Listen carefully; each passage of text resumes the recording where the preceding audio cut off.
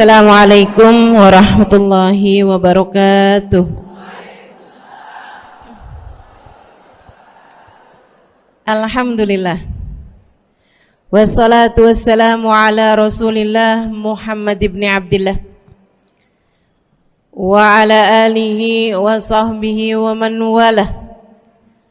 Subhanaka la ilma lana illa ma 'allamtana innaka antal alimul hakim. Rabbi shrah li sadri wa yassir li amri wahlul 'uqdatan min lisani yafqahu qawli. Amma ba'du. Bismillahirrahmanirrahim. Wa 'alal mu'min idza akala an ya'kula bil adab. Berkata Imamul Haddad radhiyallahu ta'ala anhu arbah wa nafa'ana bih bi'ulumi fid dharaini amin. Halaman 354 bawah. Untuk yang berbahasa Arab halaman 387 cetakan yang lama dan halaman 574 cetakan yang terbaru. Beliau mengatakan wa 'alal mu'min idza akala an ya'kula bil adab. Wajib bagi orang mukmin idza akal, apabila dia makan, an ya'kula bil adab, untuk makan dengan adab, makan dengan etika, makan dengan sopan santun, makan dengan akhlaknya. Wattiba'is sunnah fi dzalik, adabnya tersebut adalah dengan cara ittiba'us sunnah, mengikuti sunnah. Sunnahnya siapa? Rasulullah sallallahu alaihi wasallam fi dzalik, dalam urusan makan. Apa aja itu? Minat tasmiyati 'indal ibtida, diawali dengan baca bismillah sebelum makan atau di awal makan. Ya, pertamanya baca bismillah dulu. Walhamdulillah fil akhir, dan baca alhamdulillah di akhirnya. Wa yakul biniyatil isti'anah ala ta'atillah, dan dia makan dengan niat isti'anah ala ta'atillah, membantunya mengerjakan taat kepada Allah. Wattagawi ala ibadatih, dan niat dengan makannya tersebut agar kuat mengerjakan ibadah kepada Allah. Ila ghairi dzalik, dan juga hal-hal yang lainnya, minal adab, dari adab-adab makan, allati waradat bihal akhbar, yang telah datang keterangannya dalam hadis-hadis Nabi kita Muhammad sallallahu alaihi wasallam. Gitu ya. Jadi kalau makan pakai adab. Adabnya makan, yang pertama, adabnya makan itu jangan berdiri, jangan tiduran, jangan bersandar. Jadi yang pertama, untuk nggak berdiri apalagi jalan, ya itu udah keluar dari adab. Kalau orang makan sambil jalan, apalagi makan sambil berdiri, apalagi sambil berjalan, tidak dibenarkan, teman-teman sekalian, tidak dibenarkan. Nabi pernah memerintahkan orang untuk muntah ketika dia harus berdiri di saat sedang makan. Jadi lagi ada perkumpulan makan nih ceritanya, Nabi sama sahabat-sahabat lagi makan. Ada seseorang dipanggil sama temennya, kayaknya penting banget gitu. Nggak tahu, mungkin mau ngasih tahu untanya lepas dari ikatannya di luar gitu ya, atau apa gitu. Jadi dia kemudian manggil temennya, fulan gitu kan. Orang itu lagi makan, dia lagi ada makanan dalam mulutnya, ketika kemudian dia berdiri berjalan menuju orang tersebut yang manggil ini loh. Nabi ngelihat itu, kemudian Nabi Muhammad berkata, ijlis, ijlis, kata Nabi, duduklah, au tagaya bima fifik, atau muntahkan saja dulu makanan yang ada dalam mulutmu. Jadi pilihannya, teman-teman sekalian, kamu selesaikan makanmu kemudian berdiri, atau kalau kamu harus berdiri, maka lebih baik keluarkan aja yang ada dalam mulutmu tersebut. Jangan sampai kamu makan sambil berdiri, apalagi sambil jalan. Orang sekarang malah sengajaan Sengajaan makan sambil berdiri atau sambil jalan-jalan. Namanya pesta kebon. Beneran kayak yang di kebon. Yang di kebon-kebon tuh kebon binatang, Ragunan, Taman Safari, ya kan? Itu makannya nggak ada yang duduk tuh. Siapa tuh? Siapa aja coba? Semuanya tuh. Atau yang ada di sawah-sawah, di kebon-kebon tuh, kambing, sapi, itu kan? Makannya nggak ada yang duduk, teman-teman sekalian. Ya Allah, ya Allah. Atastabdiluna alladhi huwa adna billadhi huwa khair. Gak baik bagimu untuk mengganti perkara yang baik, kamu ganti dengan perkara yang gak baik. Kalau mau diganti itu dengan sesuatu yang lebih baik. Tapi kalau nggak ada yang lebih baik, jangan diganti. Sunnahnya Nabi Muhammad nggak ada yang lebih baik daripadanya. Karena Nabi Muhammad punya sunnah, punya kebiasaan itu sesuai sama apa yang diajarkan sama Allah Subhanahu wa taala yang menciptakan tubuh manusia. Maka yang diajarkan sama Nabi semuanya yang terbaik, teman-teman saya sekalian. Semuanya yang terbaik. Nabi nggak bolehin kita makan berdiri apalagi jalan. Nabi nggak bolehin kita makan sambil tiduran. Ya pastinya ya. Kecuali dalam keadaan sakit. Itu pun juga kalau mau makan kan didudukin dulu kalau masih bisa duduk. Yang ketiganya teman-teman sekalian, Nabi nggak bolehin kita makan dalam keadaan bersandar. Kata Nabi Muhammad alaihissalam, la akul wa ana muttaqi. Saya nggak akan makan sambil bersandar. Nabi nggak suka makan sandaran. Nabi nggak suka makan sandaran. Kenapa gitu? Nih ya teman-teman sekalian, orang kalau makan sandaran, satu itu kebiasaannya raja-raja dulu. Dua, susah kenyangnya. Suka susah kenyangnya. Orang makan sambil bersandar. Kenapa? Karena perutnya terbuka, lebar kan. Perutnya kan terbuka lebar tuh. Jadi diisiin kayak kagak penuh-penuh. Gitu. Nabi nggak suka makan sambil senderan.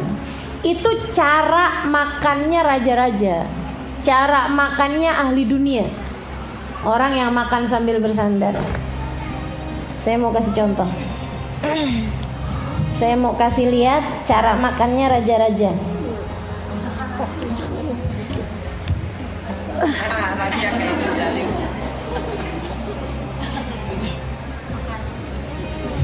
Kan gini kan? Gini. Nggak kenyang-kenyang nih teman-teman kalau makannya gini. Wah. Apalagi tuh kalau raja-raja yang ini banget gitu ya. Bukan dia yang mendekati makanan, makanan yang didekatkan sama dia. Tinggal ngeliat gitu, habis itu terus itu tunjukin, nanti orangnya datengin ke deket mulutnya. Kurang disuapin doang. Ya Allah, ya Allah. Ini orang yang bermewah-mewah, bermegah-megah dalam urusan dunianya teman-teman sekalian, takutnya jadi lupa memati karena udah terlanjur nyaman sama dunia. Itu yang tidak diharapkan sama Nabi. Nabi itu selalu ngarepin kita jangan terlalu rukun sama dunia, jangan terlalu akur sama dunia, gitu ya. Nggak apa-apa, jangan terlalu akur sama dunia, rada-rada berantem gitu sama dunia, rada-rada tahan sama dunia, gitu kan ya. Biar kita kepengen sama akhirat. Ya dunia mah begini doang, ogah deh. Saya mau cepetan akhirat aja, saya mau enak di akhirat aja gitu. Itu harapan baginda kita terhadap kita umatnya teman-teman sekalian. Ini saya duduk kayak begini aja enak nih. Jadi lupa sama mati nih. Gitu kan. Tuh duduknya raja-raja tuh kayak begitu tuh. Wow. Nabi Muhammad alaihissalam memerintahkan kita untuk makan dengan duduk. Makan sambil duduk. Duduknya boleh macam-macam. Duduk kayak kita di kursi tuh, maksudnya duduk gitu kan. Boleh, asal jangan senderan. Begitu ya. Itu satu. Atau duduk kamu duduk tuh kayak lesehan, nah itu juga boleh. Namun dari semua duduk makan itu ada yang paling afdol yang diajarkan sama Nabi kita Muhammad alaihissalam.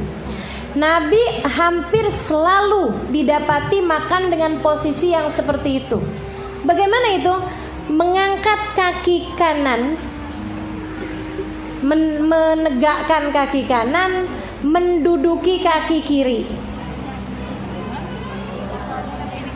Kok ini posisinya enggak, bukan hanya orang laki ini ya, laki perempuan, cuman memang secara umum di negeri kita tuh dianggapnya kalau duduk kayak begitu kurang sopan. Tapi itu di negeri kita aja teman-teman sekalian.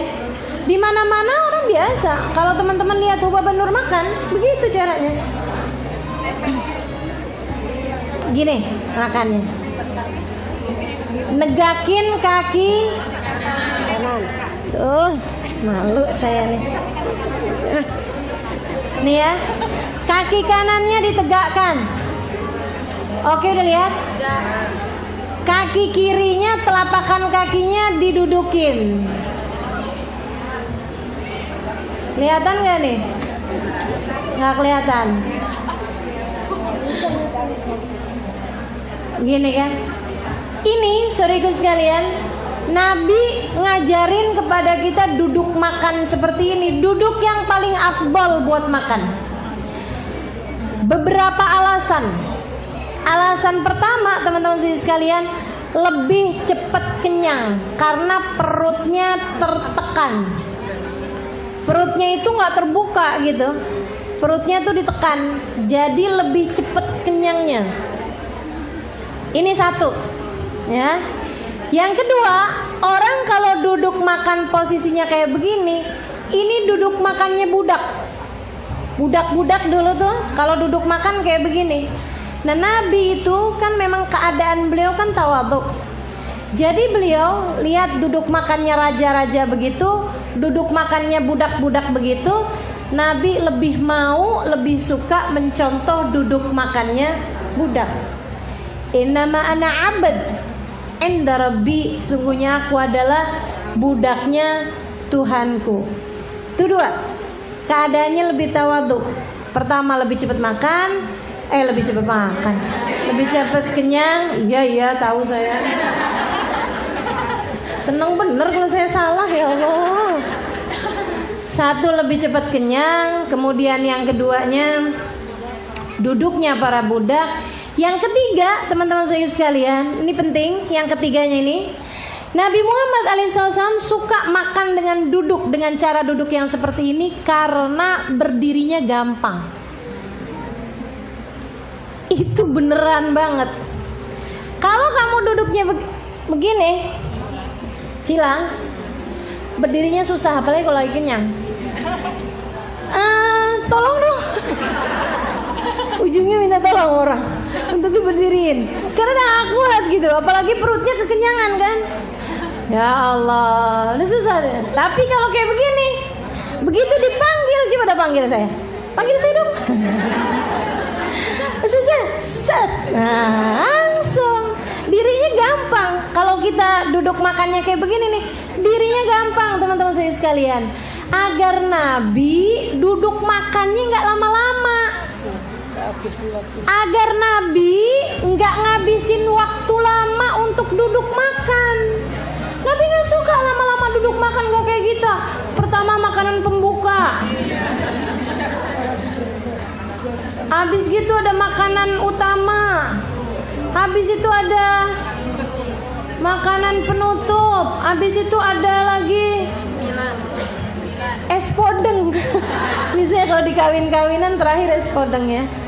Jadi teman-teman sekalian, nggak gitu caranya makan. Nabi itu sebentaran aja kalau makan, udah habis kelar makan bangun gitu kan.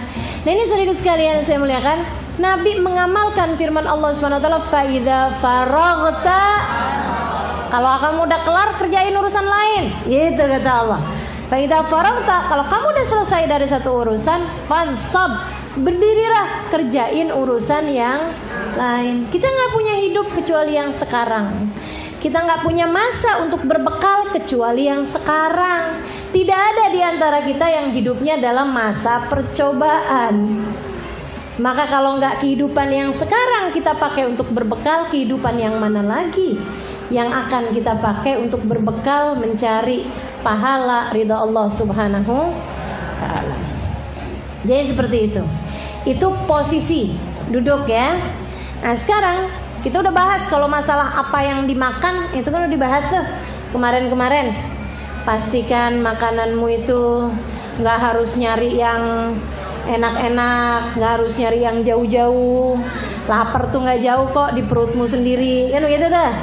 Nah nih, sekarang kalau kita kemudian udah ada makanan depan kita udah mulai makan, sedikit sekalian, ada adab yang lain. Yang pertama, minat tasmiyah indal ibtida, dahulukan dengan baca bismillah. Bismillahirrahmanirrahim, gitu. Atau yang kayak diajarkan di sekolah-sekolah kita, Allahumma barik lana fima razaqtana wa qina adzabannar. Kita baca bismillah aja juga sebenarnya udah cukup juga ya. Bismillahirrahmanirrahim, mulai dah kita makan. Gitu. Terus teman-teman sekalian, makannya itu satu, kata Nabi Muhammad alaihissalam, jangan besar-besar ngambilnya. Nyuapnya jangan besar-besar. Nabi mensunahkan kita makan pakai tangan, bukan kaki. Nabi mensunahkan kita makan pakai tangan tanpa sendok. Tentu saja kecuali yang berkuah. Jangan mentang-mentang pakai tangan. Makan sotomi pakai tangan juga. Ribet kan ya?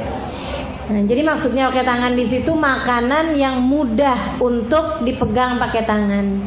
Nasi goreng pakai tangan lah. Makanan-makanan yang lain pakai tangan ya. Nasi pecel. Tapi kalau nasi lodeh ya jangan pakai sendok lah. Gitu.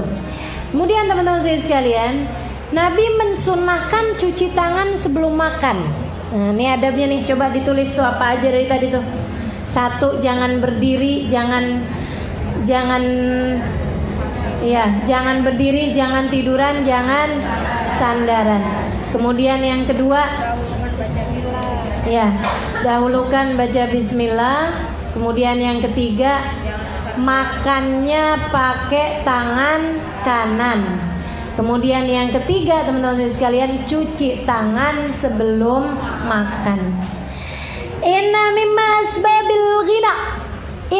asbabil ghina. Kata Nabi Muhammad SAW, salah satu penyebab Allah karuniakan kecukupan dalam hidup seseorang adalah al-wudu qabla al-akal wa ba'da, cuci tangan sebelum makan dan sesudah makan.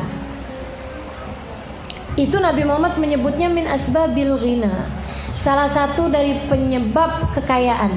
Sedikit sekalian, maksudnya apa sih? Apa kaitannya antara kaya sama cuci tangan sebelum makan? Cuma kayak nggak ada hubungannya ya. Padahal ada, teman-teman sekalian. Apaan tuh hubungannya? Orang kalau nggak cuci tangan sebelum makan, takutnya tangannya ada bakteri, ada virus, ada kotoran, ada penyakit yang membuat akhirnya kemudian penyakit-penyakit tersebut masuk ke dalam perutmu. Nah, ketika kamu sakit kan nggak murah. Sakit nggak murah.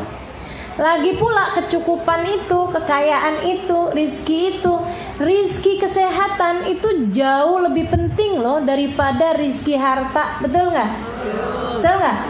Kita kalau sehat enak aja loh teman-teman. Mau hadir ngaji enak, mau puasa enak, mau terawih enak, mau mudik enak, mau ngomongin orang enggak ya. Jangan. Maksudnya mau ngapain aja tuh kita enak kalau badan kita sehat. Tapi begitu badan kita sakit, walaupun kita punya banyak duit, nggak ada enak-enaknya. Ingat aja tuh kok pas kita lagi sakit gigi, orang ketawa aja kita kirain ngeledek. Sakit hati gitu ya, denger orang ketawa. Jadi saudara-saudara sekalian, Nabi Muhammad nyebutin gitu bahwa kamu deket sama sehat kalau kamu cuci tangan sebelum makan dan sesudah makan. Saudara sekalian, cuci tangan sebelum makan itu juga membuat tanganmu tidak mudah bau. Coba aja perhatiin. Kalau kamu cuci tangan baru kemudian makan, saat tanganmu masih basah dengan cuci tangan tadi itu, bukan yang saya udah cuci tangan setengah jam yang lalu, saya baru aja wudhu kok tangan saya bersih. Oke, bersih, tapi kalau tanganmu masih basah dengan tadi cuci tangan tadi itu, saudara sekalian, itu baunya makanan lebih mudah hilang dari tanganmu dibandingkan dengan orang yang gak cuci tangan sebelum makan. Itu dua. Ya, satu penyebab kesehatan, penyebab kecukupan, insya Allah. Zahir batin teman-teman sekalian. Zahirnya dari apa yang tadi saya sebutkan, bahwa orang kalau cuci tangan sebelum makan, insya Allah lebih jauh dari penyakit-penyakit dibandingkan dengan yang nggak cuci tangan. Batinnya ada berkah dalam hadisnya Nabi Muhammad SAW. Ketika Nabi Muhammad bilang min asbabil ghina, salah satu penyebab kekayaan. Gitu ya, salah satu penyebab Allah mencukupi kita, cuci tangan sebelum makan. Kalau kamu kerjakan, apalagi dengan niat ngerjain hadisnya Nabi Muhammad, ittiba sama sunnahnya Nabi Muhammad alaihissalam, Allah bagi kepadamu keberkahan dari hadis tersebut yang membuatmu selalu tercukupi kebutuhannya di atas muka bumi ini. Karena hadisnya Nabi itu bukan urusan ecek-ecek teman-teman sekalian. Nabi berucap sesuatu mayantiku anil hawa, in huwa illa wahyun, tidak mengucapkan satu ucapan melainkan wahyu dari Allah Subhanahu wa taala. Nah, jadi kalau orang cuci tangan sebelum makan, itu satu, insya Allah Allah kasih kesehatan. Yang keduanya berkah hadisnya Nabi Muhammad ini juga Allah insya Allah bagi kepada kita kecukupan dalam hidup. Jadi ya kalau kemudian kok saya rezeki seret mulu ya, inget-inget dah, kayaknya nggak suka cuci tangan waktu makan. Salah satunya, bisa jadi salah satunya seperti itu. Itu ya. Itu. Kemudian kalau kita cuci tangan sebelum makan, bau makanan tersebut akan lebih mudah hilang. Dan yang dimaksudkan dengan cuci tangan di sini adalah pakai air. Bukan pakai antis, bukan pakai tisu basah, apalagi pakai mandi bola. Nggak ada ya. Jadi teman-teman sekalian, cuci tangannya itu pakai air gitu, bukan yang cuci tangan yang orang-orang yang sekarang itu kan suka pakai antibiotik atau apa gitu. Nggak ada, udah yang lebih bersih deh, nggak ada yang lebih bersih daripada air. Nah, jadi cuci tangan pakai air. Kemudian yang berikutnya, cuci tangan itu kan lebih mudah menghilangkan bau pada makanan tersebut. Dan teman-teman saudaraku sekalian saya muliakan, salah satu dari fadilahnya cuci tangan, Allahumma sholli ala sayyidina Muhammad.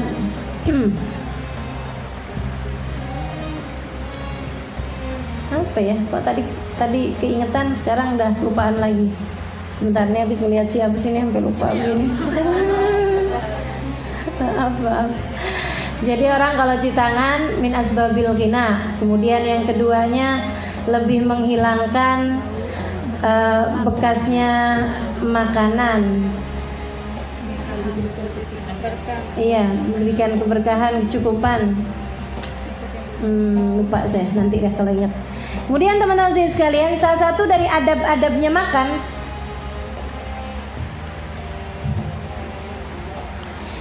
ini kalau ilmu semuanya adanya di memori suka begini nih. Apalagi umur udah 40 tahun begini nih, berasa gitu. Berasa. Ibu suka kayak gitu nggak? Banyak yang kelupaan nggak? Sering ya. Apalagi kita katanya. Oke lah, baik kalau gitu.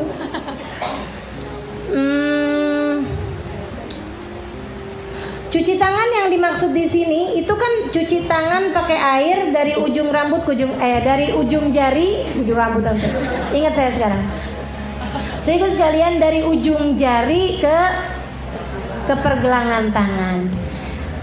Kita sunnah untuk cuci tangan Karena kita sunnahnya makan pakai tangan. Di tangan kita itu teman-teman sekalian, di ujung-ujung jarinya sini nih terdapat enzim pelumat makanan.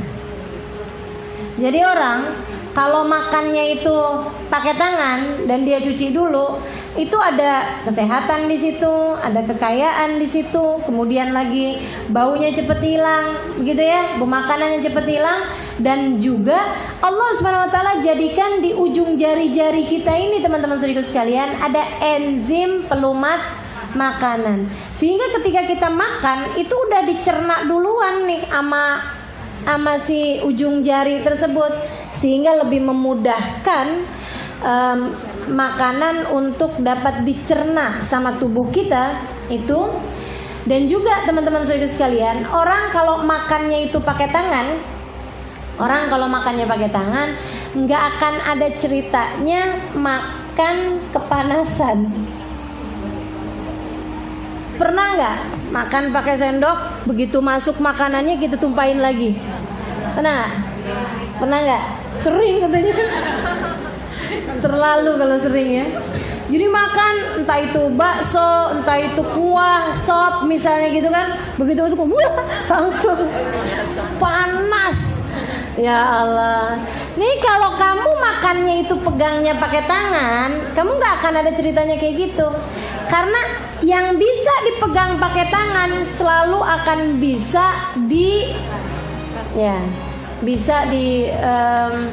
kunyah, bisa masuk ke mulut kita, bisa diterima sama mulut kita. Sebab kekuatan tangan lebih dalam hal pegang panas, pegang apaan gitu dibandingkan dengan mulut kita. Begitu teman-teman sekalian, itu adab-adabnya. Adab-adabnya makan, kita makan pakai tangan gitu ya. Dan sebelumnya itu dicuci terlebih dahulu tangannya. Diawali dengan bismillah, diakhiri dengan hamdalah. Makannya itu jangan besar-besar ngambilnya. Ngambil makanannya jangan besar-besar teman-teman saya sekalian. Jangan ngambil suapannya wow. Ini orang dari hutan kayaknya ya. Kita ada adab, kita ada etika. Nabi Muhammad bahkan kalau pegang kurma itu pegang hanya dengan 3 jari. Nabi pegang kurmanya hanya dengan 3 jari aja. Dan banyak Nabi Muhammad pegang buah-buahan atau apa hanya dengan 3 jari aja. Ya kalau makan nasi kan agak repot juga 3 jari ya. Kapan kelarnya tuh? Nggak gitu juga. Hadis Nabi tuh nggak kayak gitu loh teman-teman sekalian. Jangan dicari celahnya. Gimana sih hadisnya nih nggak pas nih, Nabi katanya makan dengan 3 jari. Kita sekarang kalau mau ngapain hadis nggak sesuai nih sama zaman nih. Bukan gitu, Nabi tuh yang dimakan roti. Roti memang rada susah kalau ngambil pakai 5 jari. Roti memang paling gampang ngambilnya pakai 3 jari. Nah kalau nasi kan rada repot kalau ngambil pakai 3 jari. Karenanya kemudian makan nasi jangan pakai 3 jari, pakai 5 jari, jangan 6 atau 7 jari. Pinjem jari temennya, gitu ya. Makan tuh pakai 5 jari gitu kan, pakai adabnya. Jangan besar-besar kunyahan suapannya sehingga mudah untuk masuk ke mulut kita.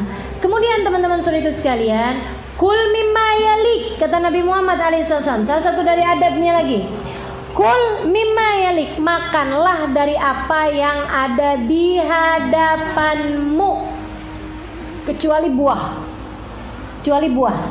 Jadi kalau buah nggak apa-apa, agak jauhan gitu kan, kita mengambil buah nggak apa-apa. Tapi kalau misalnya makanan gitu, apalagi kan misalnya makanannya tuh satu nampan gitu kan, kita duduk di situ jangan ngambil yang di tempatnya orang.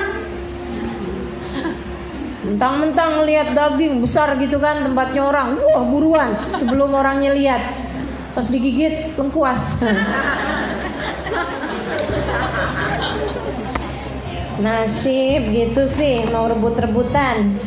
Jadi teman-teman saya sekalian, nggak pas kayak gitu ya. Saya suka ngelihat orang-orang tuh yang nggak pakai adab itu, dilihat aja nggak pas loh. Kalau lagi acara maulid, makan kan berlima gitu. Yang ngambilnya ke sana kemari. Nggak usah pandangan malaikat yang memang mereka sangat beradab. Pandangan kita sesama manusia aja. Ya aku nggak mau makannya sebelahan sama orang ini. Kan begitu tuh. Nggak asik makan sebelahan sama orang yang sono kesini, tangannya ke sono kemari.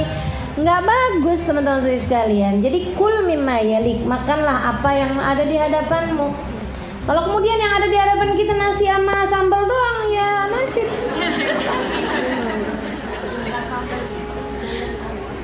Kalau kemudian kita mau makan yang lain, misalnya gitu, minta tolong orang buat ngambilin. Jangan juga tahan kita ke sono gitu ya.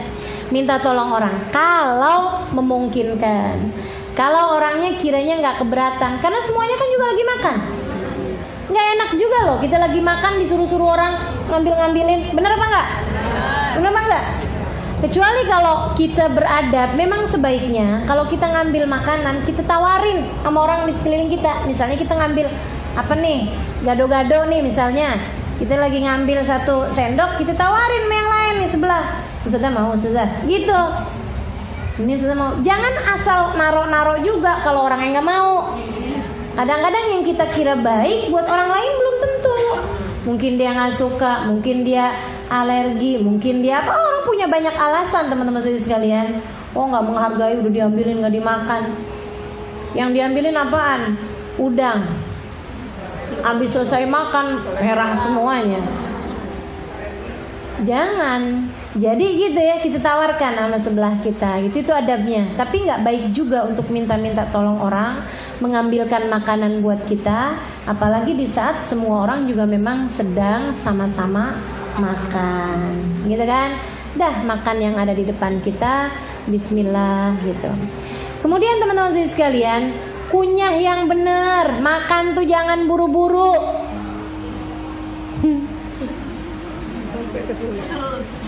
Makan ya dari nafsunya, sampai nggak sempet ketelen kayaknya.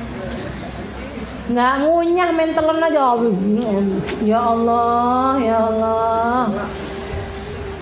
Yang anggun, yang cantik, yang bagus, yang elegan gitu loh. Orang kaya-kaya itu teman-teman sekalian, orang bukan kaya-kaya, priayi-priayi itu loh. Itu tuh cara makan aja, itu mereka ada sekolahnya. Saya pernah tahu ada teman saya dari kalangan priayi. Lagi zaman saya mondok dulu masih belum ngerti banyak juga adabnya makan gini gitu segala macam. Saya diundang ke rumahnya di daerah Jawa Tengahan sana. Priayi kalangan iya raden-raden ningrat-ningrat itu loh. Itu kami nih teman-teman yang urak-urakan ini ngelihat dia dan ibunya makan sampai bengong-bengong. Mereka itu kalau makan teman-teman sekalian nggak boleh buka mulut kecuali nyuap. Ya kalau nyuap nggak buka mulut gimana? Nggak bisa gitu ya. Jadi makan tuh makan pakai tangan nih, makan masukin gitu mulut. Habis itu ngunyah itu nggak pakai ngebuka mulutnya. Manis, anggun, walaupun saya nyontohnya nggak bisa. Karena bukan sunnah Nabi juga kayak begitu, gitu kan? Nabi nggak sampai segitunya juga, gitu. Cuman maksud saya, orang-orang itu loh, sampai mereka perlu bersekolah loh, bayar orang loh, buat ngajarin cara makan. Orang-orang di sana-sana itu, para orang atas-atasan tuh ya, yang orang dunia maksud saya, orang dunia yang kayak kelas kerajaan, kayak kelas ningrat, kelas apa, itu banyak yang kayak begitu-begitu. Mereka bayar orang buat ngajarin anak-anak mereka etika caranya makan, pegang sendoknya gimana, pegang garpunya gimana, pegang pisaunya gimana, adab makannya gimana. Nggak pernah ada ceritanya pas lagi inian mental kemana gitu, nggak ada. Kita doang yang kayak gitu. Pernah tahu nggak? Mau ngambil bakso gitu udah gini-gini mental.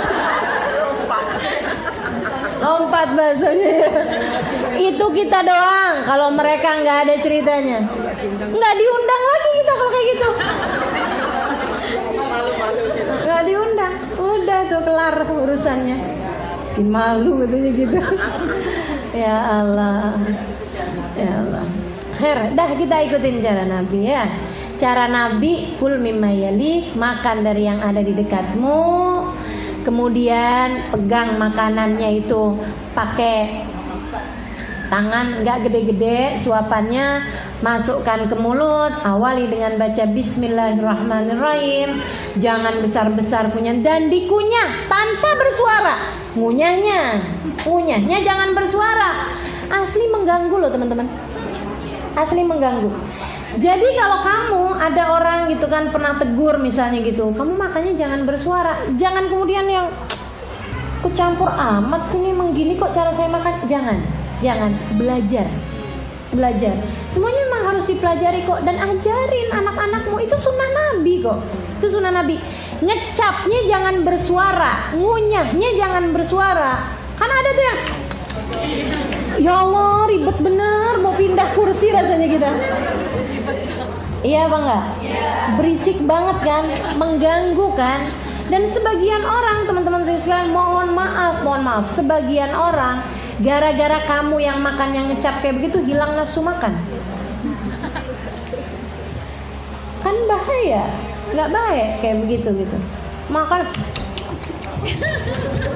ya Allah, nggak asik banget, nggak usah diajak lagi. Jangan diajakin lagi. Jadi jangan ngecap. Tapi kalau bercerita, orang kalau makan sunnahnya memang sambil cerita. Nah, nih, ini yang agak beda antara yang diajarkan di sekolahan sama yang diajarkan sama Nabi Muhammad, tapi sama. Yang diajarkan Nabi ini sama yang diajarkan sama etika makan ala-ala orang kelas atas. Saudaraku sekalian, mereka makan sambil bicara, tapi bicaranya yang ringan-ringan. Jangan bicara yang berat-berat. Ini apaan nih? Oh, ini tinggi nih kolesterolnya nih. Teman saya ada kemarin kolesterolnya naik tinggi mati. Asli nggak nafsu makan, nggak jadi makan. Bukan pembahasan yang santai-santai gitu kan. Yang ini enak nih, ini dari siapa nih yang masak nih? Hal-hal yang ringan-ringan. Ini sayuran yang kayak gini nih emang adanya cuma di sini nih. Apalah bahasa-bahasa yang santai. Jangan ngomongin penyakit. Jangan ngomongin penyakit, jangan ngomongin mati di meja makan. Nggak pas. Kita kemudian melihat HP. Ini lebih salah lagi nih. Sambil makan, sambil lihat handphone. Apalagi sebelum makan main di foto dulu. Nggak sah makan kalau nggak di foto. Update status. Gaya. Padahal itu mejanya orang. Dia pesennya cuman teh manis.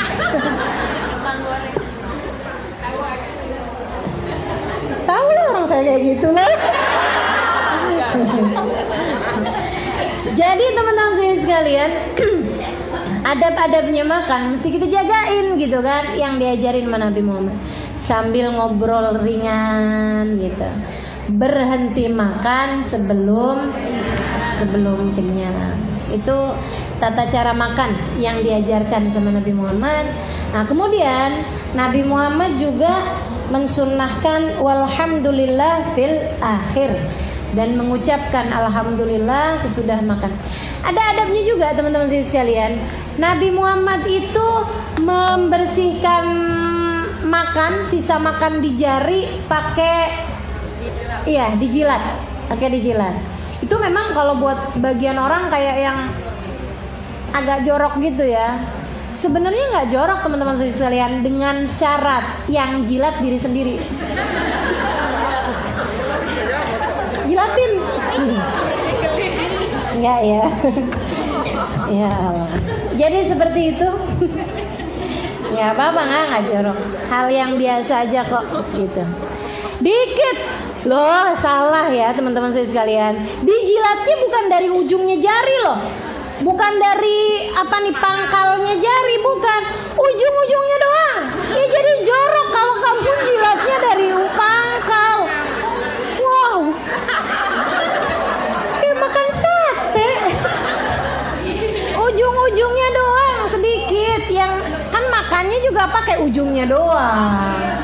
Iya kan? Kalau makan yang pakai ujungnya doang, sisa-sisa makanannya kan adanya di ujung doang. Sedikit gitu. Seperti itu yang dilakukan baginda kita Nabi besar Muhammad sallallahu alaihi wasallam. Masukin jarinya satu-satu ya. Jangan semuanya gitu dimasukin. La ilaha illallah.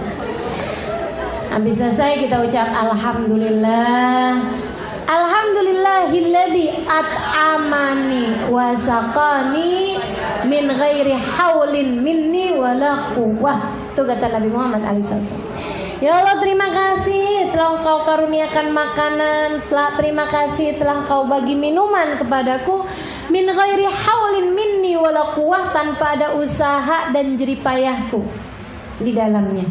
Enggak pakai jeripayah, enggak pakai susah-susah.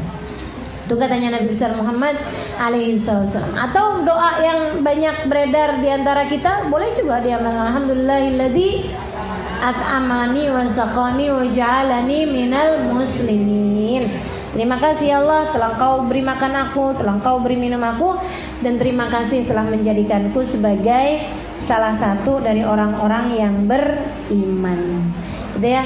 Itu adab dan tata cara makan yang diajarkan baginda kita Nabi besar Muhammad sallallahu alaihi wa ala alihi wa sahbihi wasallam. Wa yakul biniyatil isti'anah ala taatillah. Makanmu itu diniatin isti'anah ala taatillah agar diberi kekuatan di saat makan. Di saat makan itu maksudnya makanan ini menjadi sumber kekuatan kita untuk mengerjakan taat kepada Allah Subhanahu wa taala. Niatnya gitu. Niatnya bukan sekedar nyari seneng-seneng, tapi niat itu juga nggak usah pakai dilafatkan, cukup dalam hati aja. Pokoknya nih makan nih biar kuat ngerjain taat gitu ya. Wattagawi ala ibadatih, dan niat pula untuk mencari kekuatan sehingga mudah mengerjakan ibadah pada Allah. Karena orang kalau nggak makan-makan lemas. Orang kalau lemas buat ibadah juga lemas, kan? Kalau lapar banget. Ila ghairi dalik, dari hal-hal yang lainnya minal adab allati waradat fihal akhbar, dari adab-adab yang telah datang keterangan hadis baginda kita Nabi Muhammad alaihi wasallam dalamnya. Jangan nyela makanan. Nah, itu salah satu dari adab. Salah satu dari adabnya, jangan nyela makanan. Ma'aban Nabi ta'aman qat anishtaha wa kalahu wa in karihahu taraka. Nabi enggak pernah nyela makanan sama sekali. Kalau Nabi mau, Nabi makan. Kalau enggak mau, Nabi enggak makan. Simple Nabi Muhammad. Tapi indah, elegan, anggun teman-teman sekalian. Nabi kalau mau Nabi makan, Nabi kalau nggak mau Nabi nggak makan, nggak pakai dikata-katain. Kalau nggak doyan diam Nabi itu. Saudaraku sekalian saya muliakan, Nabi nggak makan jeroan. Tahu ya, kecuali ati. Ati termasuk jeroan nggak sih? Nggak ya. Ati termasuk jeroan. Ya, Nabi makan ati. Nabi makan hati teman-teman sekalian, tapi Nabi nggak makan jeroan. Nabi tuh nggak makan makanan yang, mohon maaf, Nabi nggak makan makanan, nggak makan bagian dari binatang yang merupakan tempatnya kotoran, tempatnya najis, usus, lambung, limpa, ginjal. Ada ginjal nggak sih binatang? Ada ya? Iya. Kayak apa bentuknya? Sama kayak orang. Iya, pokoknya yang tempat-tempatnya najis tuh, Nabi nggak suka. Nabi nggak suka teman-teman sekalian. Nabi nggak makan. Termasuk Nabi nggak suka makan binatang yang makan kotoran. Mohon maaf kalau kita kayak di kita lele misalnya gitu ya, kan ada lele itu kan makan kotoran. Nah itu nggak bagus ya. Bukan berarti nggak boleh. Nabi nggak mengharamkan, nggak apa-apa. Nabi nggak mengharamkan, tapi Nabi nggak suka. Nabi nggak makan.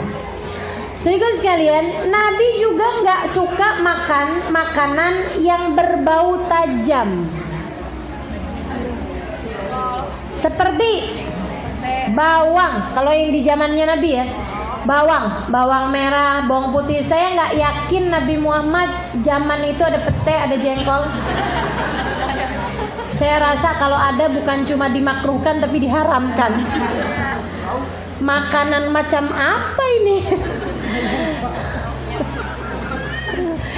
Nabi Muhammad alaihissalam nggak makan bawang mentah. Padahal orang Arab itu suka banget loh bawang mentah. Nah mereka bawang mentahnya itu bukan hanya bawang kecil itu ya, bawang yang besar itu loh, bawang bombay itu, sama mereka dibikin lalap, ya. Sama orang Arab tuh sampai sekarang dibikin lalap. Nah itu Nabi dari sejak zaman beliau, Nabi udah nggak mau makan. Nggak bawang merah, apalagi bawang putih. Bawang putih lebih tajam lagi kan baunya. Nabi nggak pernah mau. Bahkan Nabi pernah mengusir seseorang yang masuk ke masjid sedangkan mulutnya bau bawang. Nabi usir keluar dari masjid orang yang mulutnya bau bawang. Kata Nabi Muhammad alaihissalam, "Akhruj, keluarlah kamu sampai kamu bisa menghilangkan bau mulutmu." Jadi Nabi nggak mau kalau masjid-masjid terganggu dengan bau busuk, bau kurang sedap yang keluar dari mulut seseorang, apalagi dari badan seseorang. Teman-teman sekalian, ini saya mau kasih tahu ya. Kalau teman-teman mikir kayak gini, wah zaman Nabi kan belum ada deodoran, belum ada penghilang bau badan, begitu ya, belum ada, saya nggak tahu tawas apa tuh ada apa enggak di zaman itu. Berarti baunya orang bau kali ya, karena di Indonesia kan juga suka kayak begitu. Apalagi mereka kan mandinya belum tentu setiap hari gitu kan mandinya, apalagi kalau saat musim dingin gitu, atau saat musim panas karena airnya menjadi mahal, atau saat musim dingin karena dingin sehingga mereka merasa nggak perlu mandi. Nah ini teman-teman sekalian, jangan teman-teman kira di sana itu bau, enggak. Justru yang paling bau orang kita, bau badan ya, bau badan gitu. Kenapa gitu? Kenapa? Karena di kita ini lembab, saudara sekalian. Di negeri Asia ini, Asia Tenggara, Indonesia, Malaysia, Singapura, Brunei, gitu kan, Thailand. Ini nih udaranya itu kan sangat lembab, sehingga sangat mudah berkeringat, sehingga sangat mudah mempengaruhi aroma tubuh. Sehingga teman-teman saya sekalian, kalau di sana itu orang nggak mandi 3 hari nggak bau loh. Bener nih, saya kalau misalnya keramasan pakai sampo tentu saja, itu bau samponya seminggu masih belum hilang, karena kering di sana, nggak lembab, nggak ada ceritanya kepala kita keringetan. Lembab di negeri kita, di sana nggak lembab, kering teman-teman saya sekalian. Mau musim dinginnya, mau musim panasnya sama-sama kering. Dan karenanya kemudian tidak mudah berkeringat orang di sana itu, dan juga tidak merubah aroma tubuh mereka sehingga lebih cepat bau tuh nggak ada ceritanya. Nah kita ini alhamdulillah Allah bagi di negeri kita banyak air. Saya nggak ngerti kalau dengan kelembaban semacam ini airnya susah sehingga orang nggak pada mandi. Ya Allah, kalau udah kumpul kayak begini, pakai masker dah saya. Saya bisa muntah sendiri, nggak usah nyium bau orang, bau diri sendiri kayaknya. Udah muntah-muntah, Masya Allah. Jadi teman-teman sekalian saya muliakan, memang segala sesuatu ada hikmah-hikmahnya gitu kan ya. Nah ini demikian pula dengan kita mesti jaga nih aroma mulut kita dengan tidak memakan makanan-makanan yang berbau. Terutama kalau sesudahnya kita akan diam lama nggak makan apa-apa, yaitu saat kita berpuasa nanti. Jagain aroma mulutnya, jangan pakai dalil la halu famisaim atyab indallah min rihil misik. Sesungguhnya bau mulutnya orang puasa lebih wangi daripada bau misik. Itu ya teman-teman sekalian, ada beberapa hal yang kamu harus cermati dari hadis tersebut. Hadisnya benar, sahih, benar sekali. Saya nggak akan pernah menyalahkan atau apa terhadap hadisnya Nabi Muhammad alaihissalam. Tapi satu, kamu harus cermati. Satu, huluf famis shaim, bau mulutnya orang yang disebabkan karena puasa. Bukan bau mulut yang disebabkan karena orang makan pete, makan jengkol, makan bawang, makan durian, makan ikan asin. Bukan, tapi bau mulut yang disebabkan karena puasa. Dan juga Nabi Muhammad mensunnahkan kepada kita kalau lagi puasa itu bersiwak di saat sebelum sahur, bersiwak sesudah sahur, bersiwak sebelum sholat subuh, bersiwak saat sholat duha, baru nggak bersiwak ketika sholat duhur. Karena yashtaku ghadatan wala yashtaku ashiyatan. Nabi Muhammad alaihissalam bersiwak pada bulan puasa sebelum duhur dan tidak bersiwak sesudah duhur. Jadi teman-teman sekalian, kalau kemudian kamu makan makanan yang nggak berbau, kemudian sesudahnya sikat gigi, waktunya sholat duha kamu pakai siwak, waktu mau baca Al-Quran jelang duhur kamu pakai siwak, nanti sudah adzan duhur kamu nggak pakai siwak lagi. Kalau asar ada bau-bau sedikit, nah itu bau yang disebabkan karena puasa. Itu nggak akan sampai bikin orang sebelah sampai tutup hidung. Itu baru namanya famis shaim, maksudnya bau mulutnya orang puasa. Itu satu. Kemudian yang harus kamu cermati, la khalufa min shaim atyab indallah mush indannas. Wangi di sisi Allah, bukan di sisi orang. Jadi jangan mentang-mentang bau mulutnya orang puasa ini kan wangi, lebih wangi daripada bau misik. Ngomong sama orang deket-deketan amat, ya Allah, sampai orang nggak enak, mau tutup hidung nggak enak gitu ya. Alasannya nggak apa-apa, ini kan bau mulut nih wangi nih. Wangi di sisi Allah, bukan di sisi orang. Kalau di sisi orang mah tetap aja kita nggak boleh mengganggu orang lain dengan bau yang tidak baik, dengan bau yang gak enak keluar dari tubuh kita. Jadi teman-teman saudara sekalian, biasakan bersih, biasakan wangi. Umat Islam tuh kayak gitu loh. Umat Islam tuh kayak gitu. Nabi kita itu loh sangat kebersihan, sangat bersih. Nabi kita sangat wangi alaihi salatu wassalam. Nah, kita ikutin. Kayaknya rada gimana gitu sebab ada banyak ya, mohon maaf ya teman-teman sekalian, ada banyak orang-orang di antara kita tuh yang nggak jagain hal-hal seperti itu. Contohnya aja, kalau kita ke mall, kalau kita ke bandara, apalagi di negeri-negeri non-muslim, baunya wangi-wangi, sampai kita harus nanya di mana letaknya toilet, betul nggak? Tapi giliran kita masuk ke masjid, nggak usah pakai nanya, udah ciuman di mana letaknya toilet, betul nggak? Betul nggak? Kenapa gitu? Padahal umat Islam itu nggak kayak begitu. Nabi kita tuh ngajarin. Bau mulutnya wangi, bau badannya wangi, badannya bersih, rapi, gitu. Alaihi salam berhias sebelum hadir majelis. Bukan berarti berhias pakai eyeliner, pakai anti badai, anti bala, nggak usah ya.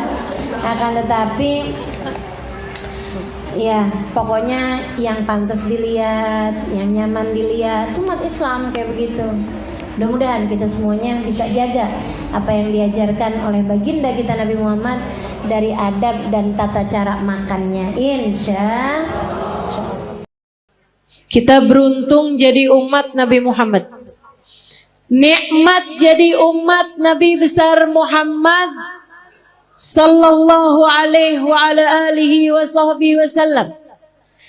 Katanya sahibul burdah, busyra lana ma'syaral islami inna lana minal inayati ruknan ghaira munhadimi lamma da'allahu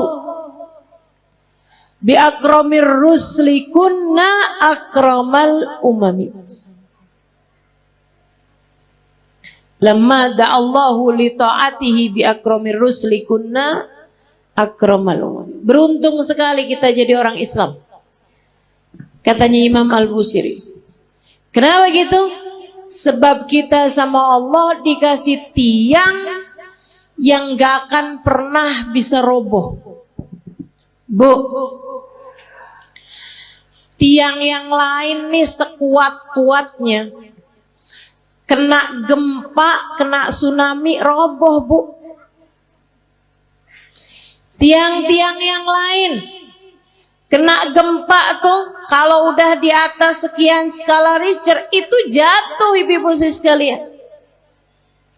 Tapi kata Sahibul Burda, kita dikasih sama Allah Subhanahu wa taala tiang yang meski apapun saja terjadi, jangankan gempa bumi, jangankan badai, jangankan tsunami, jangankan angin topan, bahkan sampai huru-hara kiamat sekalipun tidak akan pernah bisa merobohkannya. Siapa yang berpegangan dengan tiang tersebut, dia tidak akan pernah dihancurkan oleh Allah Subhanahu wa taala. Tiang itu adalah baginda kita, Nabi besar Muhammad. Makanya nih, buat ibu-ibu yang kadang suka ngerasa, ya Allah gimana sih nih mesti ngedidik anak-anak.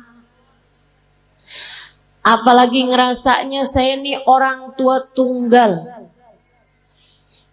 Suami saya bapaknya anak-anak, udah 3 kali lebaran kagak pulang.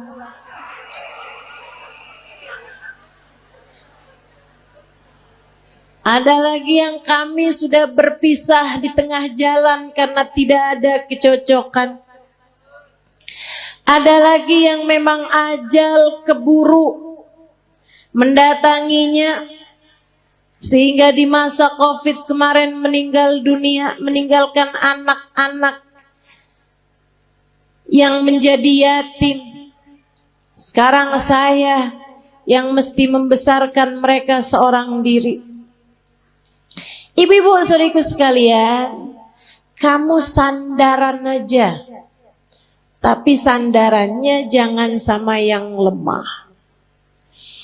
Kalau kamu sekedar nyari suami lagi, gitu ya, sampai mengusahakan hidung kurang mancung dioperasi, kulit mulai keriput ditarik benang, biar cakepan bibir disulam. Saya jadi ngebayangin tuh muka apa kain, tarik benang, sulam, udah jadi kayak kain, Bu. Terlama-lama ada bordir nih.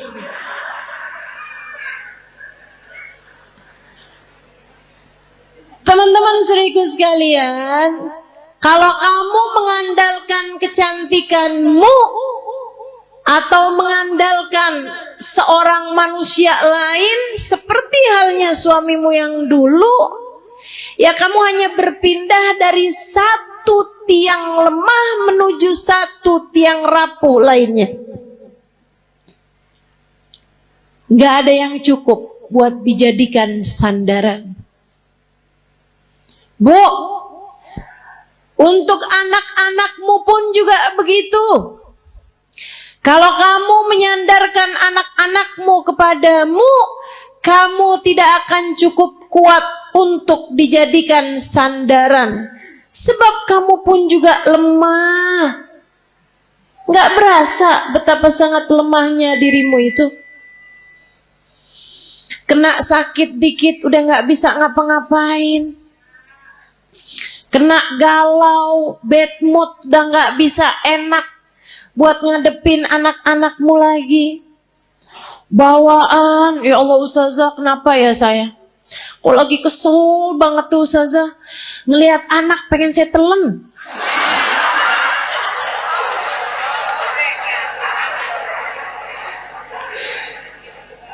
saudara sekalian yang saya muliakan, karena kamu adalah tiang yang tidak cukup kuat untuk menjadi sandaran anak-anakmu. Kamu udah tahu tiangnya itu siapa? Tiangnya adalah Nabimu Muhammad. Para istri, jangan andalkan dirimu untuk kebahagiaan rumah tanggamu. Saya cantik, suami mana yang bisa berpaling dari saya? Oh, apa artinya kecantikanmu itu? Lagian Bu, waktunya tuh bentar banget yang namanya cakepnya dunia tuh. Betul gak? Kena jerawat, udah gak jadi cakep. Apalagi banyak nih anak-anak zaman sekarang nih. Dia bilang saya cantik karena turunan. Kok sekarang gak cantik? Karena sekarang tanjakan.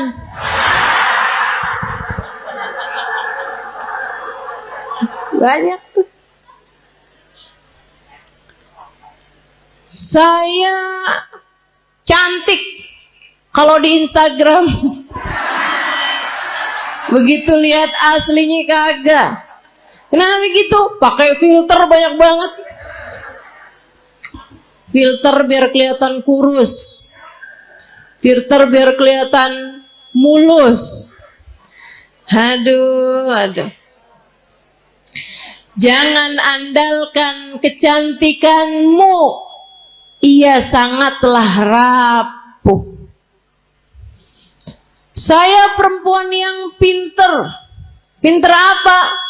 Pinter nyari duit. Maksudnya kamu kerja gitu? Enggak, di mana aja suami saya nyembunyiin saya ketemu aja. Pinter nyari duit ya. Jangan andalkan kepandaianmu teman-teman saudaraku sekalian.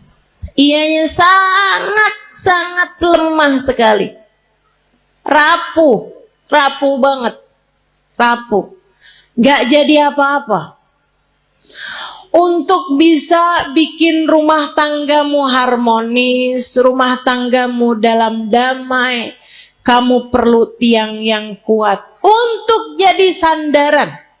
Sandaranmu dan sandaran suamimu juga. Untuk jadi orang tua, kamu perlu sandaran. Tidak cukup dirimu itu. Dirimu lemah, dirimu tak berdaya, dirimu rapuh. Teman-teman saya sekalian, kalian perlu tiang yang lebih kuat. Ustazah, ibadah saya banyak kok. Saya akan baik-baik saja Ustazah dengan ibadah saya. Enggak. Seberapa banyak kamu bisa ibadah? Apa yang kamu andalkan dari ibadahmu? Udah deh, saya tahu. Modelannya yang kalau tahajud nguapnya lebih banyak daripada rakaatnya. Tahu saya. Model-modelan beginian nih. Kok Ustazah tahu? Ya nggak beda sama saya. Sama-sama lemah, sama-sama sedikit teman-teman. Udahlah sedikit gitu, enggak aman dari riya, enggak aman dari ujub, enggak aman dari sum'ah. Seneng bener ibadahnya dipasang di status. Hari Senin, nikmatnya buka puasa bersama My Hubbi.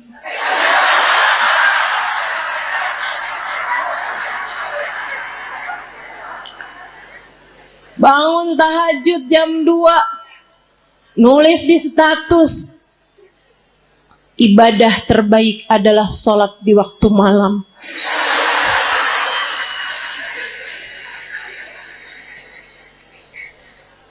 Apa gitu?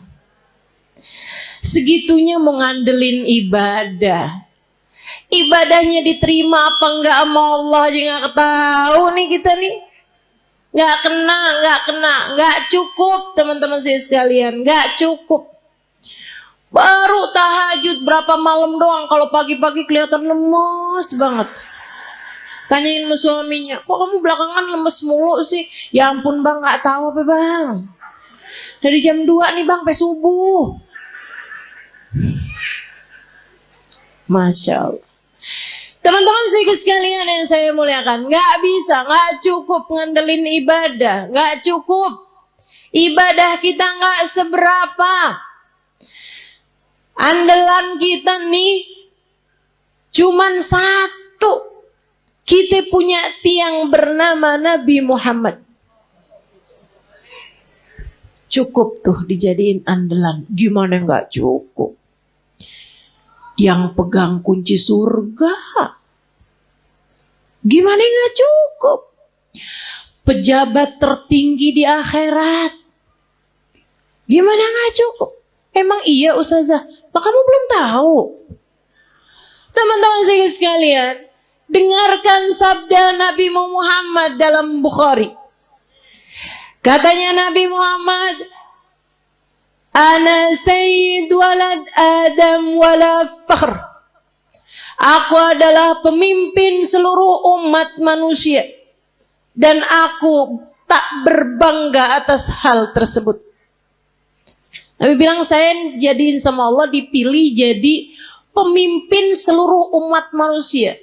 Rajanya semua umat manusia. Kapan? Ntar di akhirat teman-teman. Ntar di akhirat. Adam wa man dunahu tahta liwa'i yaumal qiyamah. Nabi Adam dan nabi-nabi yang sesudahnya hanya akan berada di belakang bendera Nabi Muhammad sallallahu alaihi wasallam. Nanti di akhirat tuh orang mengukur kemuliaan mereka dengan seberapa dekat tempat mereka dari Nabi Muhammad.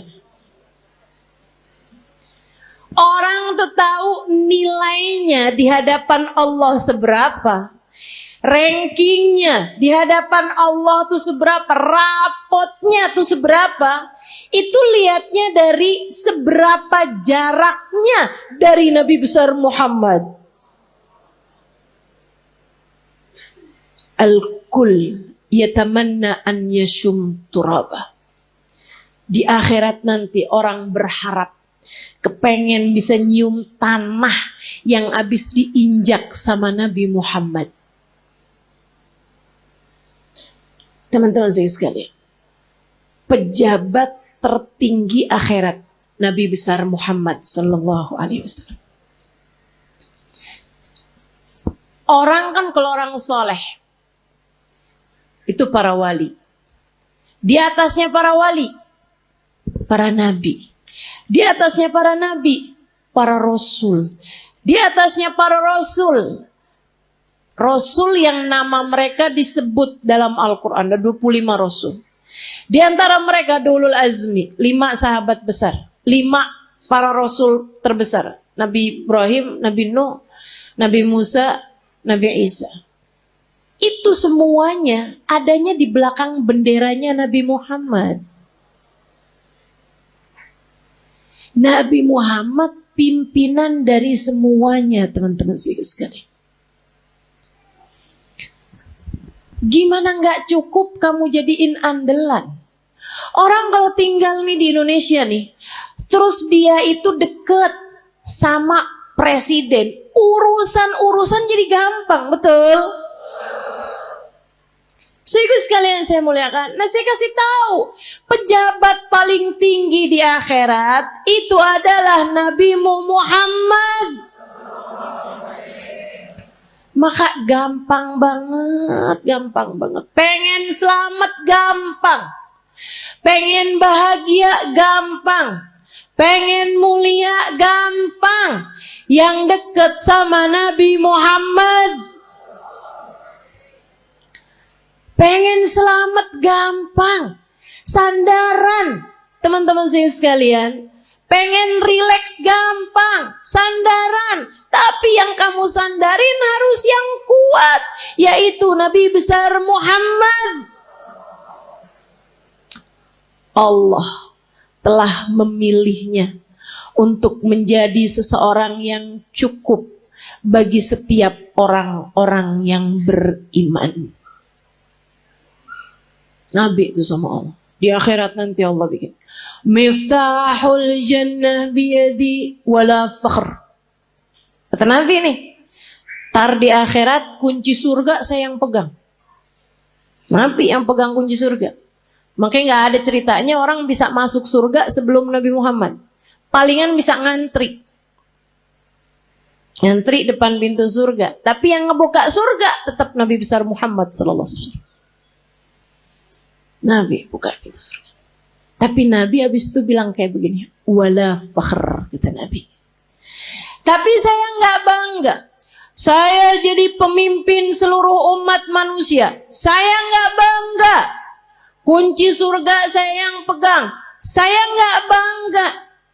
Terus apa sih yang bisa bikin bangga Nabi Muhammad?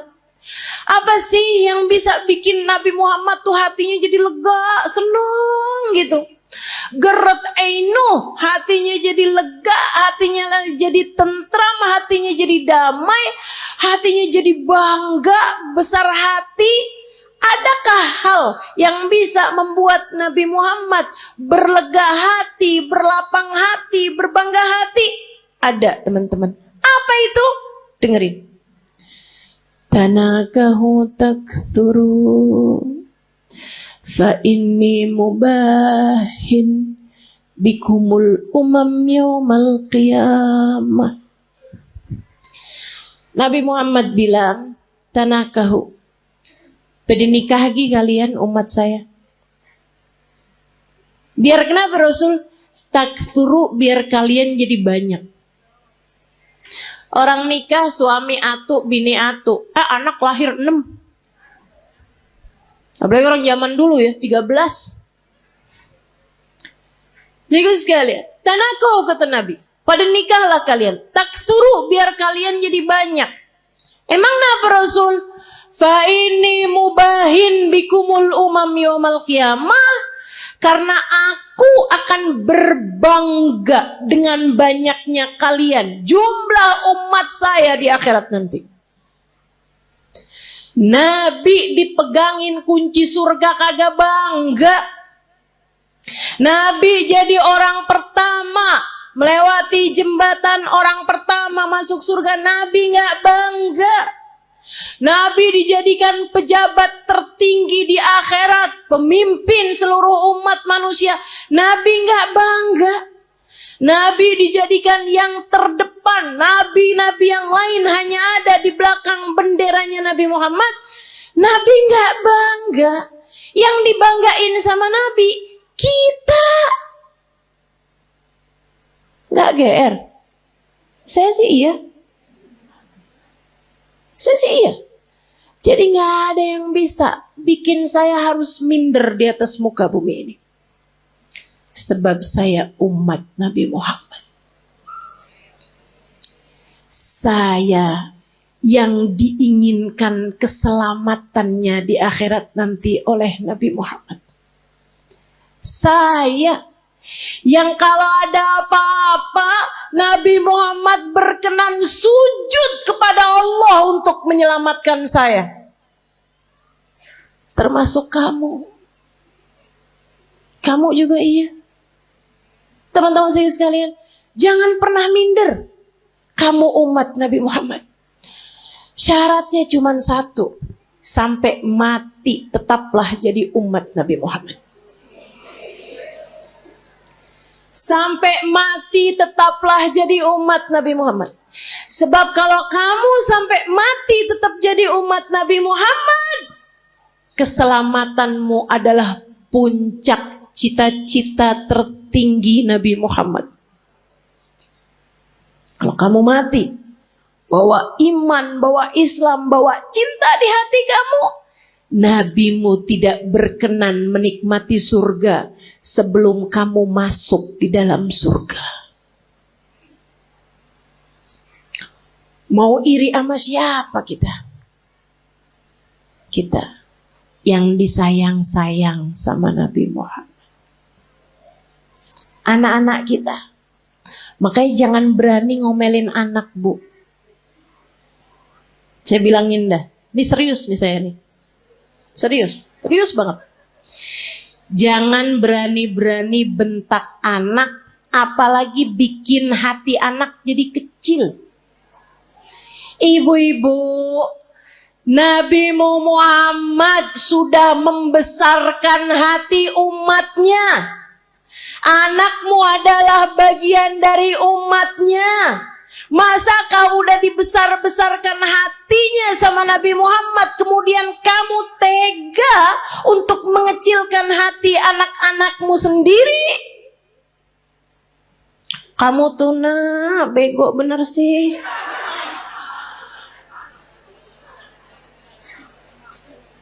Orang-orang tuh rapotnya pada hitam semua. Nah kamu yang hitam cuma 2. Itu juga pelajaran olahraga sama kesenian. Ya ampun nak, mamah malu punya anak kayak kamu. Hati-hati. Nabi Muhammad tidak malu memiliki kita sebagai umatnya. Nabi Muhammad tidak malu memiliki anak-anakmu sebagai umatnya. Masakah kamu malu memiliki anak-anakmu sebagai anak-anakmu? Teman-teman saudariku sekalian yang saya muliakan, gedein hatinya. Kalau dia lagi sedih, bilangin, nak jangan sedih. Kamu umat Nabi Muhammad. Tapi guru tuh gak sayang sama saya. Gak apa-apa nak, Nabi Muhammad sayang sama kamu. Si temen saya tuh gak sayang sama saya tuh. Dia tuh tadi mukul saya, gak apa-apa nak, gak apa-apa. Sama orang mah gak apa-apa. Tapi kamu harus tahu nak, kamu sebegitu disayang sama Nabi Muhammad. Datang seorang anak mas saya, dia cerita belasan tahun. Dia bilang, Ustazah, saya baru tahu Ustazah, ternyata saya ini adalah anak yang tidak diinginkan oleh orang tua saya. Saya bilang, maksud kamu gimana? Jadi di saat orang tua saya itu menikah, Ustazah, ibu saya itu sudah hamil saya beberapa bulan. Jadi saya dikawin. Ya, orang tua saya kawin dari hari kelahiran, hari nikah sampai kelahiran itu cuma 7 bulan Ustazah. Karena ibu saya udah terlanjur hamil duluan. Saya baru tahu nih Ustazah beberapa waktu yang lama ini. Baru-baru ini aja. Dia bilang, saya sedih Ustazah, sedih banget. Tiap malam saya nangis Ustazah.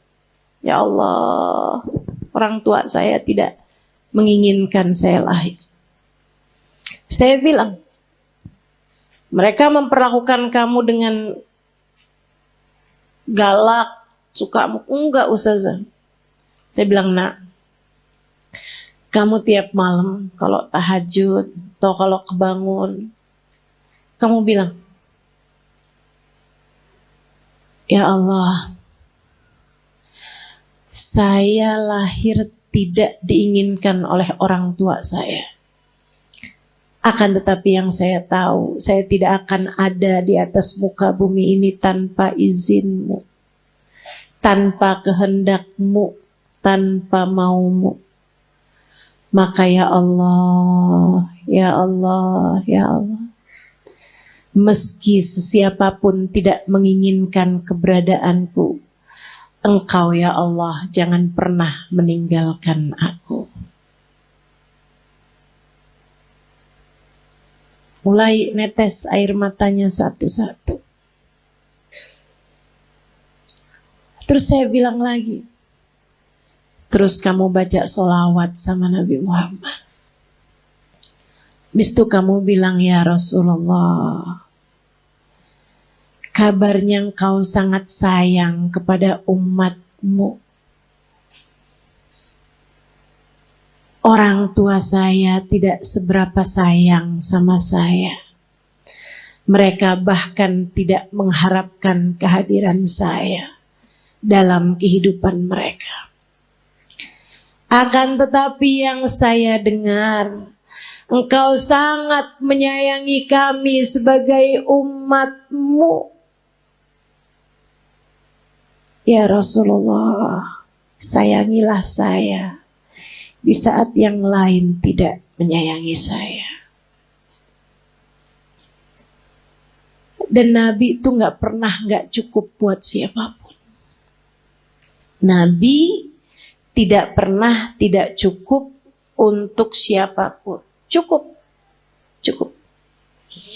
Kamu kalau merasa sedih, merasa galau, merasa cemburu, merasa gak disayang, merasa gak dicinta, pasti karena kamu lupa sama Nabi Muhammad. Tapi begitu kamu ingat sama Nabi Muhammad, ya Rasulullah, makasih. Saya umatmu wahai Rasul. Saya umatmu wahai Rasul. Meski siapapun berpaling dariku, aku berharap engkau tidak akan pernah meninggalkanku. Gitu. Yang dekat sama Nabi Muhammad. Hadiah terindah yang Allah berikan dalam kehidupan kita, teman-teman. A'udzu billahi minasyaitonir rajim. Laqad manallahu 'alal mu'minin id ba'atha fihim rasulan yatlu 'alaihim ayatihi wa yuzakkihim wa yu'allimuhumul kitaba wal hikmah wa in kanu min qablu lafi dhalalim mubin.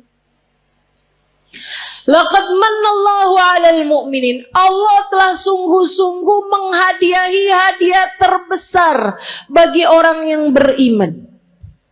Apa nih hadiah terbesar yang Allah berikan kepada kita nih?